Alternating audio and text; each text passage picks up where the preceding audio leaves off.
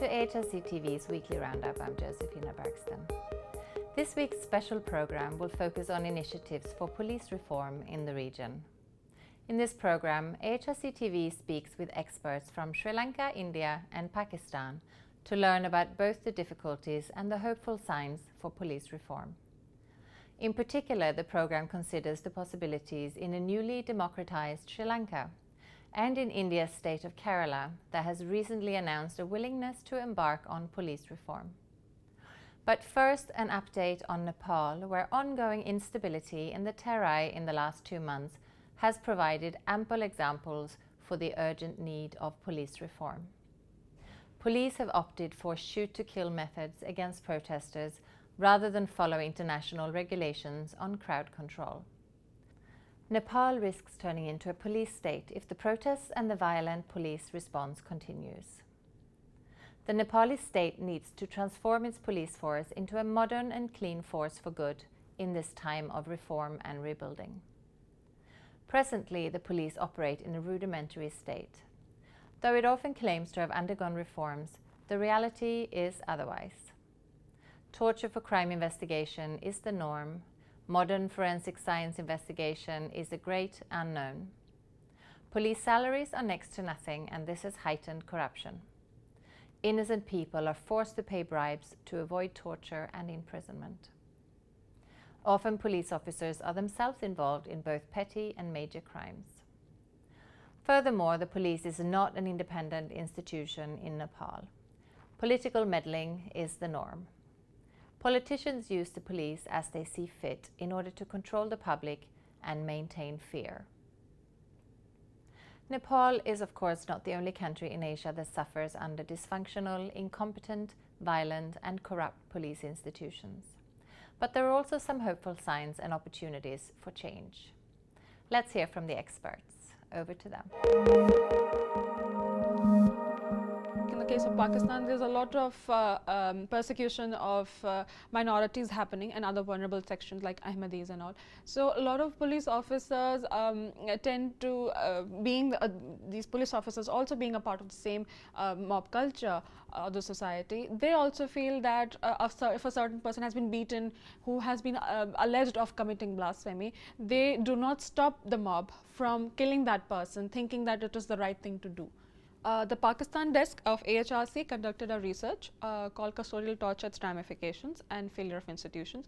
We looked into the instances of torture that are happening in Pakistan and its ramifications on the criminal justice system, and we figured out that due to the collapse of criminal justice system, there's absolutely no reprisal for the torture victims. They are literally on their own, and when they come out of the police station and they've been tortured, first of all, there was a lack of the awareness that they have been tortured, and it was illegal. A lot of people, most of whom were illiterate, had no idea that it is actually illegal. They thought it was a part of the Thana culture. So for them it was nothing illegal. So it was very difficult to tell them, yes, you have been tortured, which is illegal. They thought that once you go to the police office to complain about, let's say, a crime happening, the first thing they'll do is to torture you. It was so bad, actually. And not just with a person who is an alleged criminal, but also the victims of the crime.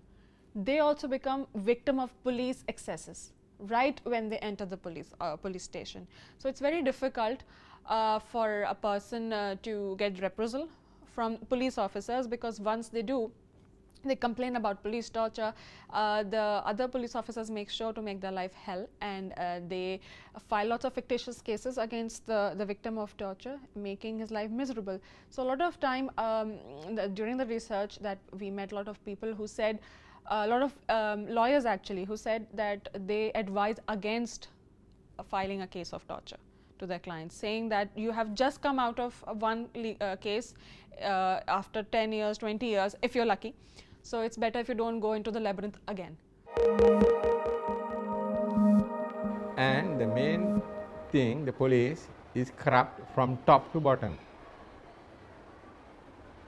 There may be except few policemen who is not can be not corrupt, but they are silent. So they are in one way is helping corruption. Other than the police work, as I told earlier, is not focused on prevention of crime and investigation of crimes. They are more interested in working to focus on these statutory laws. We have laws called statutory laws. For example, excise laws. So then other laws that are being enacted from various acts. So they are more interested because these are the things that they can take easily bribes. And if a person were, the persons were convicted, normally the courts give them heavy fines. So half of the fines will go to the police. Judges indirectly, sometimes directly said, why don't you plead guilty? It will be easy for you and all. I will impose a reasonable fine, pay it and go. Then the lawyers also to lawyers who want to satisfy the courts and to satisfy the police. They also ask their client, why don't you plead guilty? So these people normally plead guilty. So it helps everybody except the person who got involved. Others are all satisfied. The judge satisfied because he doesn't have to hear a case or declare a judgment. The lawyer satisfied, he got his fee. The police satisfied, they got a successful case plus money. So this is the vicious circle that we are having in our police.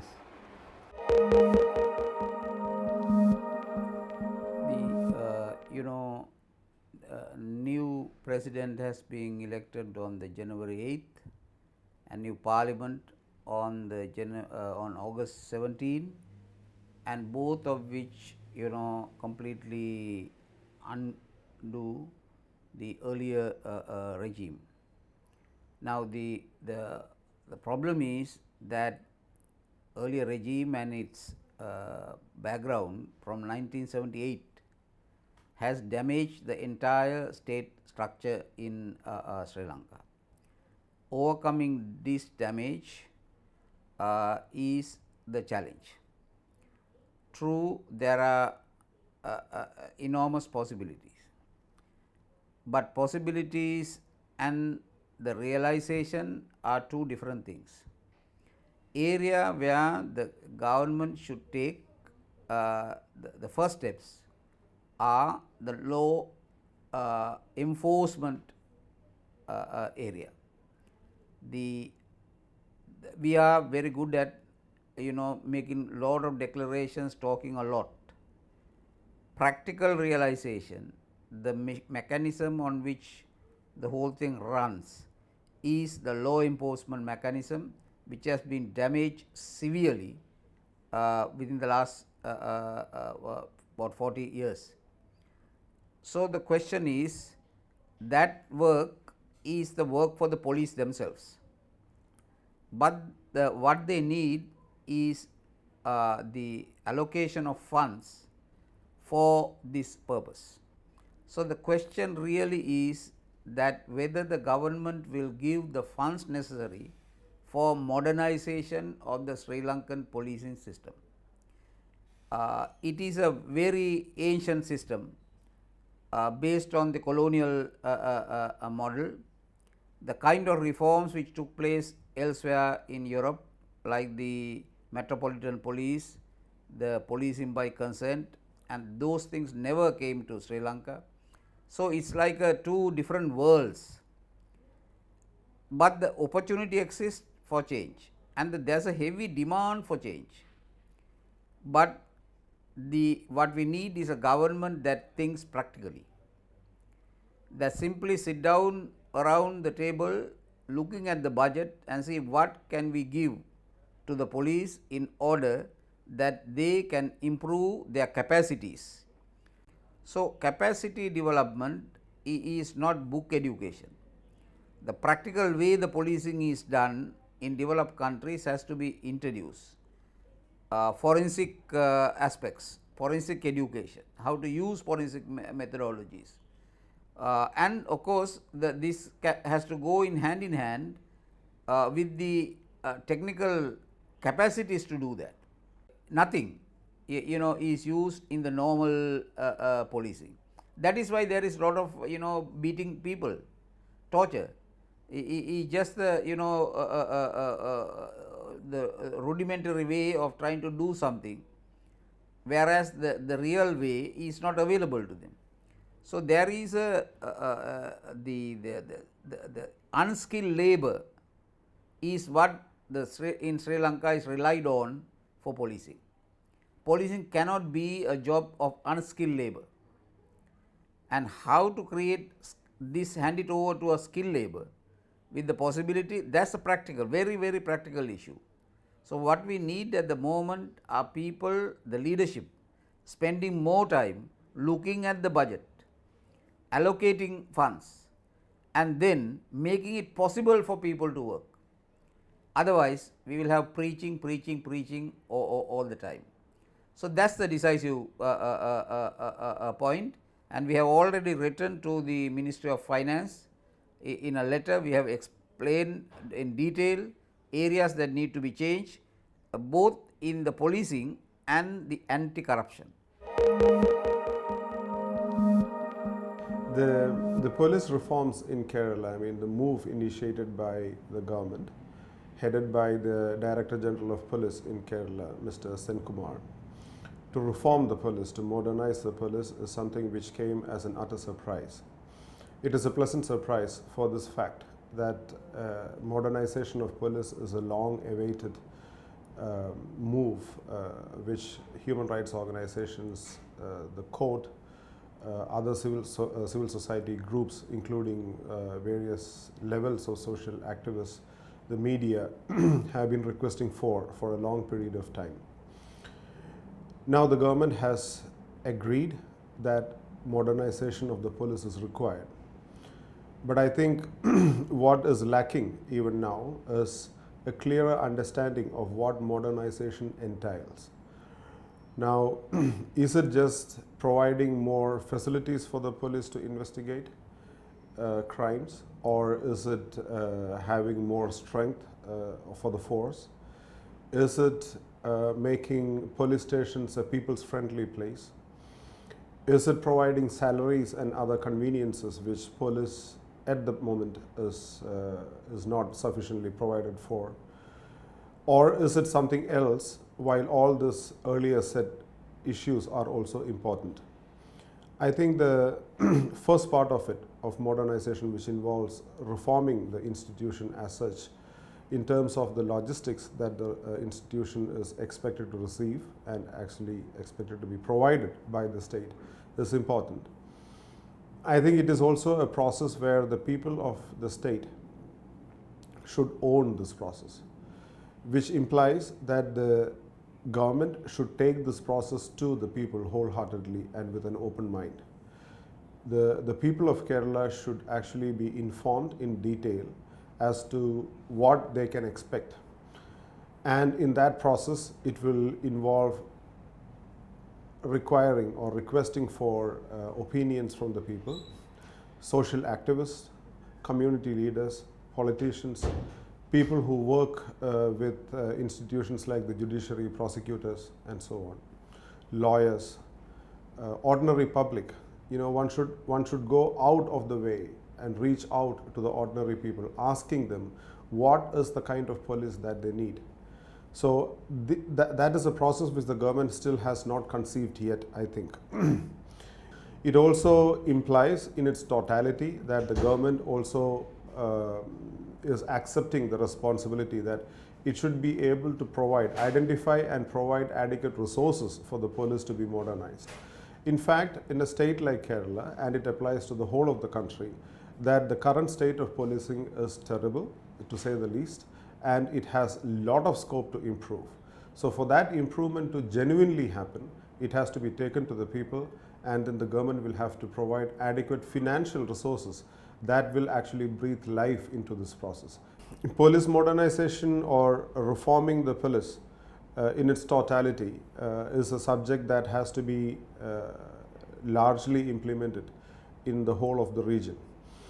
Now, one of the vehicles with which this idea of modernization can travel far and wide within the region itself is by the civil society, or the civil society has to play a big role.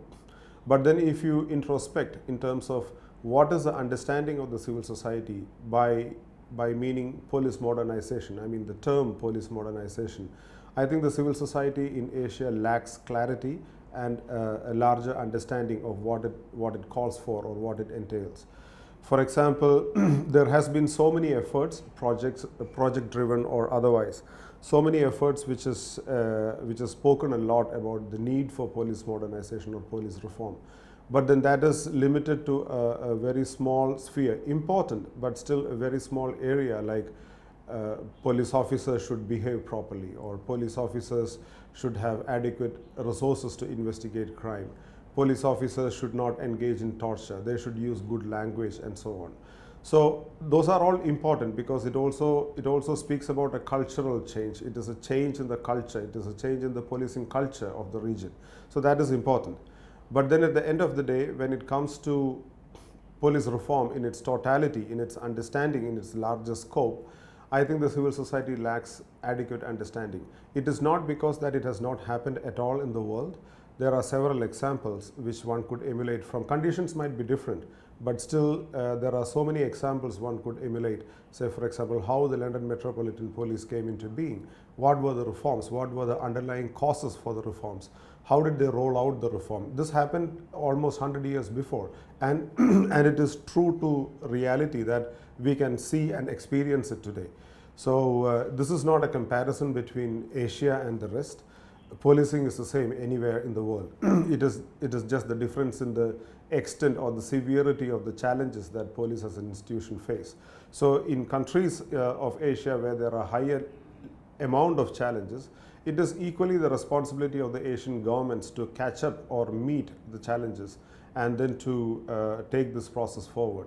Unfortunately, so far in Asia, to my understanding, this is the first government-sponsored effort where the government has opened its doors, asking the people, or not necessarily the people, but acknowledging that reforms need to happen in the policing institution. And I think Kerala in that sense can be a true model for the rest of the region.